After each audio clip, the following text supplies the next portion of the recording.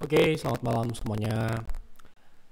Ya, malam ini seperti biasa kita akan bahas IHSG dan saham-saham yang sudah masuk di kolom komentar di F-Talk edisi terakhir 12 Juli 2022.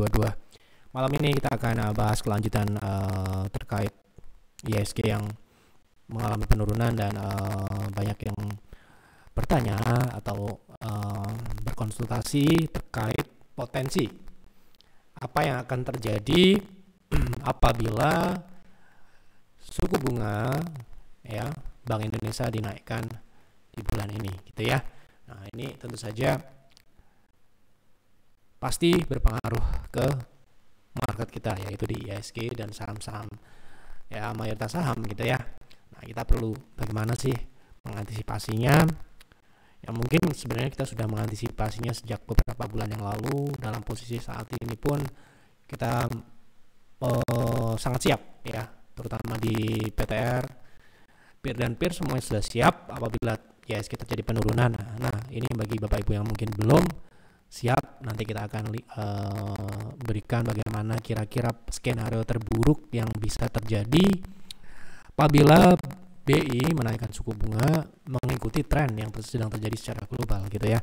Nah, ini yang menjadi sangat penting untuk kita membangun atau merancang sebuah strategi untuk mengantisipasi potensi atau risiko-risiko yang mungkin akan muncul ya. Oke. Sebelum sana kita akan bahas saham dulu ya. Nanti IHSG kita bahas di akhir pertengahan. Kita balik seperti biasanya kita bahas IHSG dulu. Nah, ini kita bahas saham-saham yang sudah ada di kolom komentar di F-Talk edisi 12 Juli 2022. Silahkan apabila ada saham yang menarik untuk dibahas di F-Talk berikutnya, silakan isi di kolom komentar saham apa dan kenapa Anda pilih saham tersebut untuk dibahas. Ya, sampaikan dengan jelas supaya nanti pembahasannya sesuai dengan apa yang Anda inginkan, gitu ya. Oke, yang pertama dari Ulfa ASLC, apakah masih downtrend, penurunan hingga berapakah? Mohon analisanya. Teknikal ya. Kita coba lihat ASLC. Saham baru ya, saham baru. Kita lihat di daily, saat ini dia masih downtrend jelas. Terakhir dia sempat pullback cukup signifikan. Ini ya, sempat pullback dan breakdown dan lanjut turun gitu ya. Nah, kita coba lihat berapakah target turunnya, dan saat ini dia relatif bertahan di 1,618, yaitu di 130-an gitu ya. Ini mungkin adalah level lanjutannya ya. Dan sepertinya memang dipertahankan beberapa perdagangan terakhir ini. Kita lihat dari posisi MACD saat ini juga cukup positif. Memang idealnya setelah menyentuh level 1,6 biasanya memang ada rebound. Ini relatif sudah rebound dan sudah menguji resist terdekat di 150 kemarin. Ya, ini berarti pullback ini sedang berlangsung ya. Kalau kita lihat di time frame yang lebih kecil mungkin, nah di sini ada pengujian level EMA 60 yang mana ini mungkin masih bisa berlanjut apabila dia tidak tembus di level 130 ke bawah. Nah, target turunnya sebenarnya sudah tercapai kalau melihat dari posisi terakhir. Namun apakah bisa lebih turun lebih dalam? Mungkin saja bisa, karena di sini ada support gap mungkin akan ke 128 sampai dengan 125. Nah, apabila itu ditembus berarti kita bisa menunggu lebih dalamnya di level 2, yaitu level 100, level psikologi 100, bertepatan di level 100. Tapi sementara ini karena ini 1,618 mungkin potensi turunnya di sini-sini, dan pullbacknya itu biasanya di 1,2 sampai dengan level 1 ya, di 197. Terdekat dulu kita lihat di 158, kedua di 170. Begitu. Untuk trading mungkin di harga saat ini, tadi pertanyaannya untuk trading kah? Oh, tidak ada pertanyaan spesifik ya. Jadi kita nggak perlu jawab untuk trading dan untuk investing. Ya seperti itulah teknikalnya posisi saat ini. Jadi kalau memberikan ide mungkin lebih spesifiknya, ya boleh saja memberikan tanya tentang analisa teknikal ataupun fundamental. Tapi Anda ingin apa untuk trading atau invest gitu? Mungkin akan lebih jawabannya mungkin akan lebih baik lagi gitu ya. Kita sesuaikan dengan pertanyaan seperti itu, kira-kira teknikalnya saat ini berada di target turunnya dan potensi pullback ada, dan sebenarnya sudah terjadi walaupun kecil, terlihat kecil ya. Namun apabila ditembus 120 atau support gap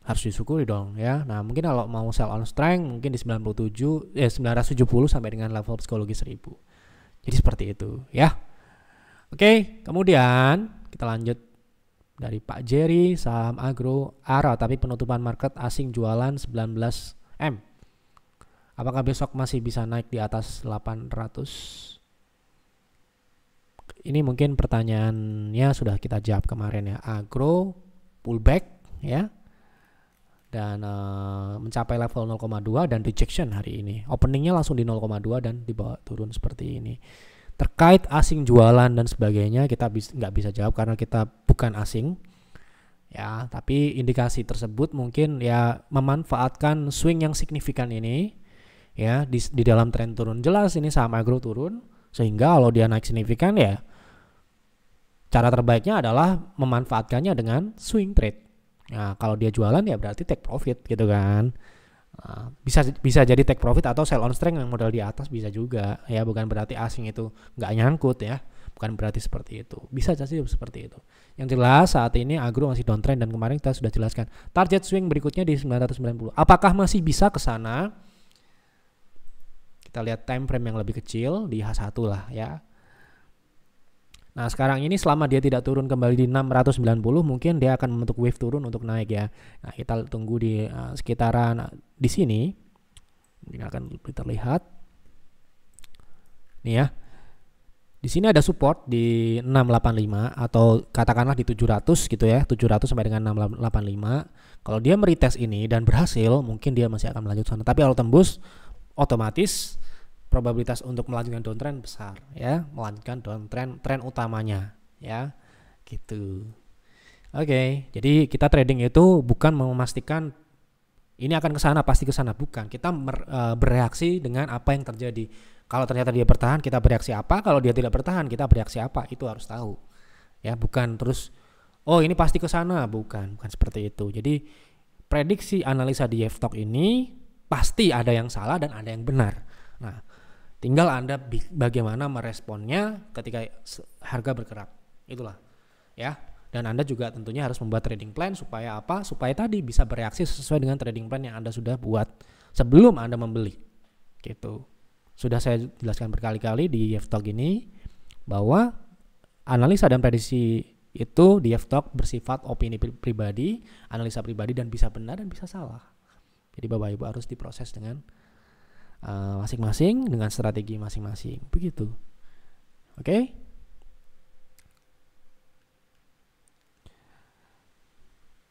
SCMA dan Harum dianalisa. Oke, siap SCMA. Oke, kita lihat SCMA. Kemarin sebenarnya udah kita bahas SCMA tapi kita ambil SCMA aja. Ini masih bertahan di sepertinya ini level 1, sekian 68 ya mungkin. 1,4. Jadi target turun SCMA ini belum tercapai di 172. Nah, ini 1,2 1,4 ya di sini areanya. Kemudian sedikit ada rebound. Nah, sepertinya ini masih bisa setelah membentuk sebuah resist atau lower high. Berarti ada indikasi kalau tembus ya lanjut turun ke 172 ini. Level psikologis 200 ini ya. Nah ini kalau misalkan dia bisa pullback di atas 214 mungkin ada swing dulu ke 232 ya seperti itu. Oke, lanjut. Saham Friend potensi naik nggak? Hari ini sepertinya Friend naik, nah, tapi masih belum bisa melewati resist yang kita pasang di 89 ini yang sudah saya sampaikan di F-Stock terakhir. Kalau dia tidak tutup di atasnya ya pergerakannya akan di sini-sini saja. Namun ini saham nominal kecil sehingga ya walaupun dia di area konsolidasi ini pun kita bisa tradingkan. Kalau kita cuma nyarinya mungkin 3%, 5% mungkin masih bisa karena ruang geraknya ini sekitar ya 8 sampai dengan 10% lah ya, dipotong dengan fee gitu ya. Jadi sekarang ini pergerakan potensi naiknya masih sebatas di resist konsolidasi di 89 atau 90 ini ya. Jadi sementara ini apabila tidak tutup di atasnya berarti ya ruang geraknya akan terbatas di sini-sini saja. Gitu. Nah, silakan dimanfaatkan apabila bisa. Oke. Sudah terjawab semua, ini kita jawab. ISG malah down ke 6.500 bulan ke 6.500 bulan naik ke 6.000. Nah, ini apa nih maksudnya? IHSG malah down ke 6.500 bulan, bukan ya, mungkin bukan naik ke 6.840. Oke, hari ini IHSG turun.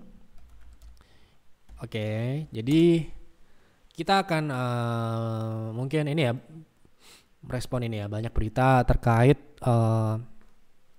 potensi atau adanya indikasi BI akan menaikkan suku bunga mengikuti tren yang sedang terjadi di global karena inflasi ya, dan ini direspon negatif ya, hari ini direspon negatif oleh pelaku pasar saham ya, dan banyak beberapa saya perhatikan mengalami penurunan cukup signifikan gitu ya, beberapa saham besar. Nah, kita mengapa ya, ini pertanyaannya mungkin yang baru-baru dan tidak tahu apakah dampak dari naiknya suku bunga. Jadi suku bunga ini pasti ada plus dan minusnya ya. Kenaikan suku bunga ini yang dilakukan saat ini secara global itu dilakukan untuk ya melawan inflasi yang sedang terjadi. Nah, apabila inflasi yang terjadi di dalam negeri ya itu sebenarnya tidak perlu untuk dinaikkan. Nah, inilah yang akan direspon negatif. Kenapa? Karena kenaikan inflasi yang terjadi saat ini bukan disebabkan oleh demand yang tinggi atau demand terhadap barang konsumsi jasa itu naik, namun karena naiknya cost ya, naiknya biaya-biaya. Nah, ini yang menyebabkan naiknya barang dan jasa. Ya, ini berbeda hal kalau suku bunga naik ketika inflasi yang disebabkan oleh naiknya demand, naiknya konsumsi masyarakat. Nah, sekarang ini masalahnya ya, inflasi yang terjadi itu bukan karena naiknya permintaan, namun karena biaya yang sudah melonjak tinggi sehingga menyebabkan harga itu terpaksa naik.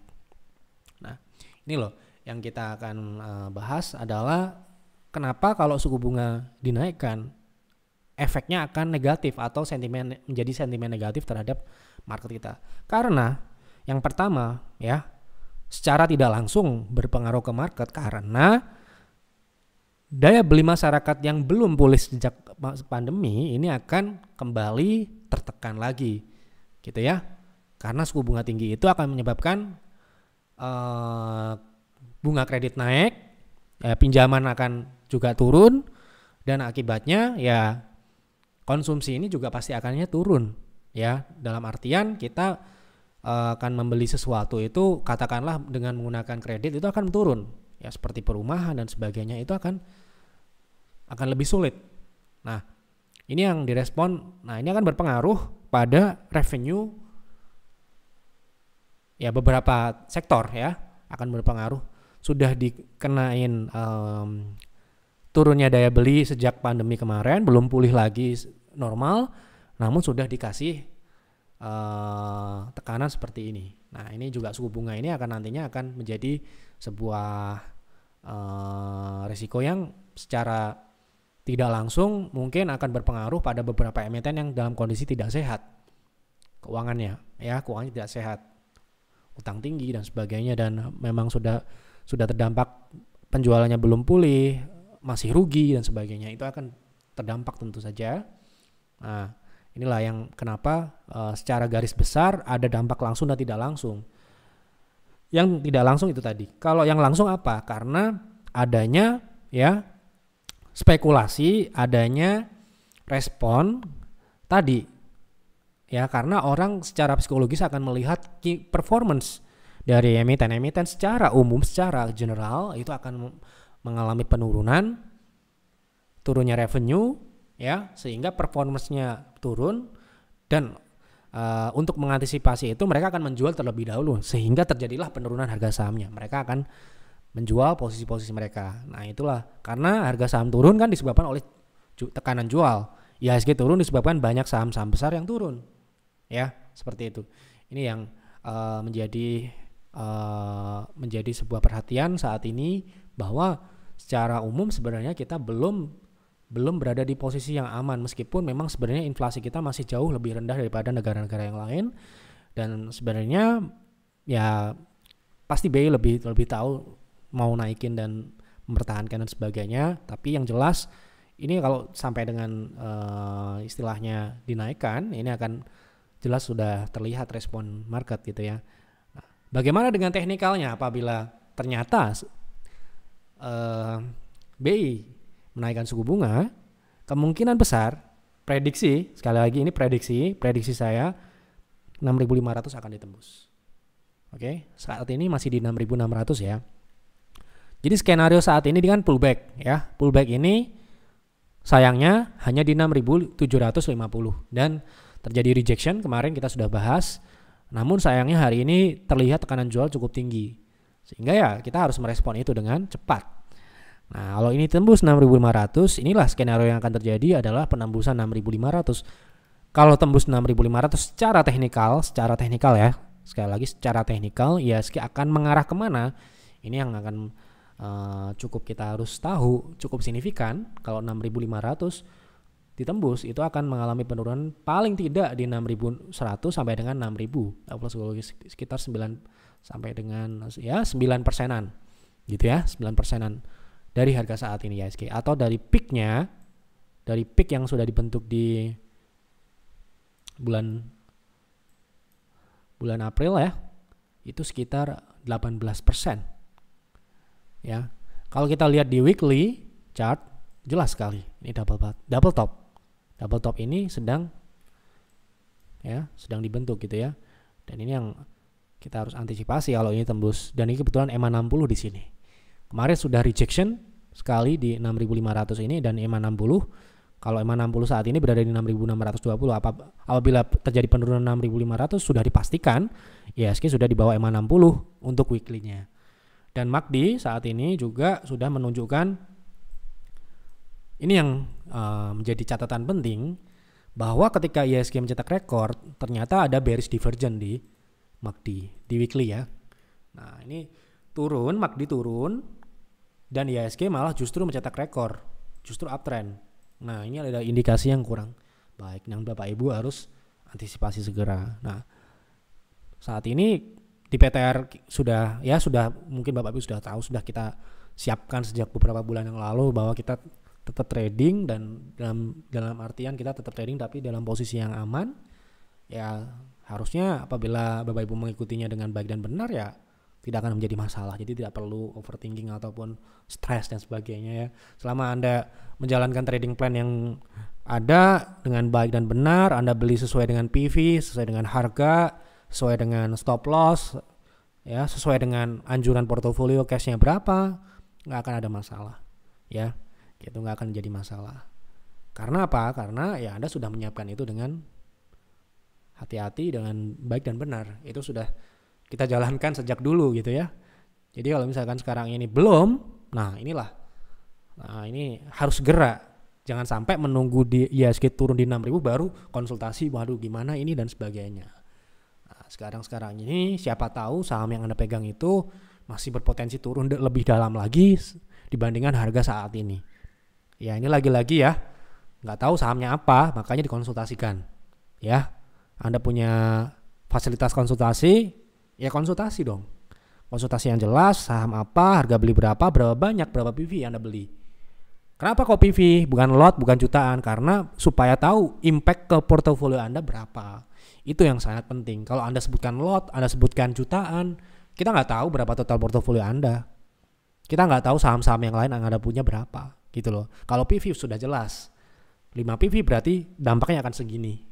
Nah ya, jadi Bapak Ibu yang baru-baru nih terutama, kalau konsultasi lengkapilah dengan PV harga beli. Nah ini sangat penting. Sekarang ini posisi cash kita di atas 70 ya. Jadi ya, kalau mau ditembus, tembus saja. Gak akan ada masalah. Toh kita juga trading. Di peer dan peers pun cash di atas 20 di level yang aman, sangat aman. Jadi kita sangat siap untuk menampung saham-saham yang berpotensi berfundamental bagus dan berpotensi turun. Kita siap untuk mengakumulasi seperti yang terjadi di bulan Maret 2020 ya. Padahal di 2020 itu kita posisinya tidak lebih baik dari hari ini. Jadi hari ini lebih baik dan lebih siap. Saya harapkan bisa menangkap peluang lebih baik lagi, karena di 2020 itu luar biasa peluang yang sangat banyak. Namun lagi-lagi Ya, kalau kita tidak siap, kita tidak akan banyak dapat menangkapnya gitu ya. Maka dari itu Bapak Ibu, entah ini terjadi atau tidak, bersiaplah. Itu yang lebih penting. Karena kalau misalkan Anda siap, mau terjadi apa enggak, Anda akan tetap dalam posisi yang baik. Gitu ya. Mungkin itu dulu yang dapat saya sampaikan di F-Talk malam ini. Semoga dapat mencerahkan, dapat membantu Bapak Ibu menentukan keputusan untuk besok, untuk trading ataupun untuk investasi. Semua yang saya sampaikan di F-Talk pasti ya, ini adalah cuma analisa dan prediksi, jadi bisa benar bisa salah. Bapak Ibu harus analisa ulang, jangan ditelan mentah-mentah ya. Buat trading plan, buat investing plan itu harus dan wajib sebelum Anda beli ya, dan jalankan ya. Itu saja, mohon maaf apabila ada kekurangan atau kesalahan dalam penyampaian di F-Talk malam ini. Jangan lupa untuk isi di kolom komentar sama apa yang menarik untuk dibahas. Kemudian jangan lupa untuk dukung kami dengan klik like, dengan subscribe apabila Anda belum, dan boleh di-share ke teman-teman Bapak Ibu yang juga trading dan invest saham. Ajak nonton Yev Talk, atau bagi Anda yang juga sudah join BTR atau Peer dan Peers dan Anda merasa layanan tersebut berguna untuk Anda, ajak teman-teman Anda untuk bergabung untuk mendukung Yev juga. Itu saja, selamat malam dan selamat beristirahat.